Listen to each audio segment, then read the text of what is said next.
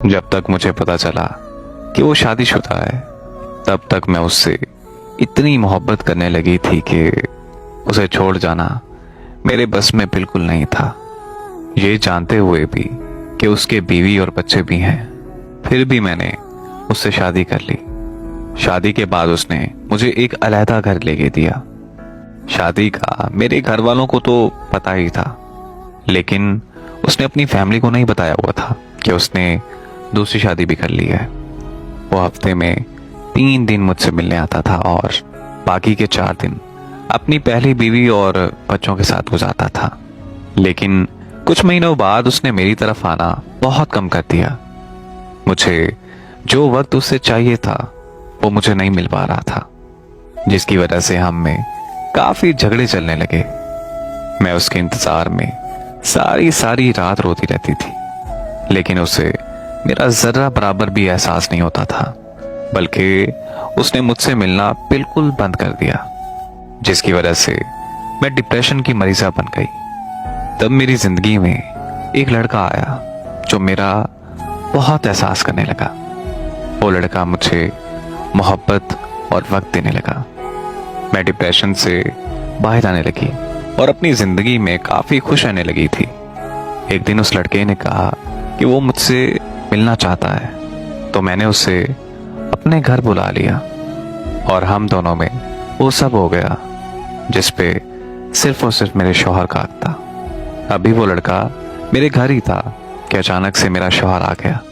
उसने हमें एक साथ देख लिया। मेरे लाख माफिया मांगने के बावजूद भी मेरे शौहर ने मुझे तलाक दी थी।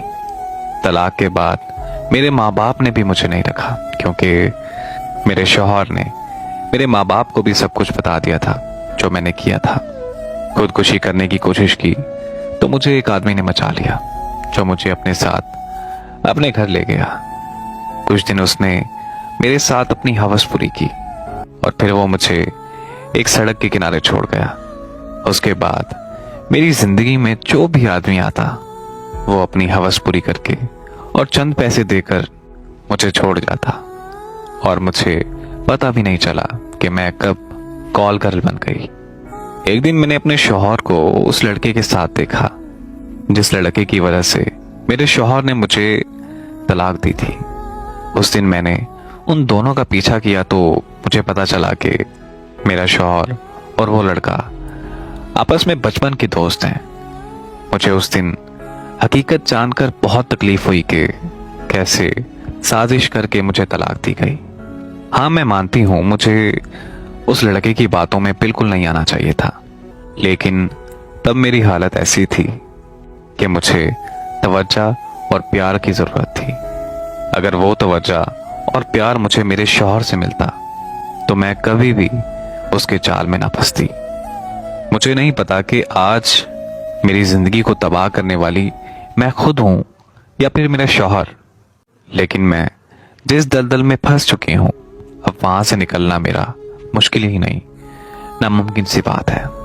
क्योंकि एक कॉल गर्ल को ये जमाना कभी अपने घर की इज्जत नहीं बनाता।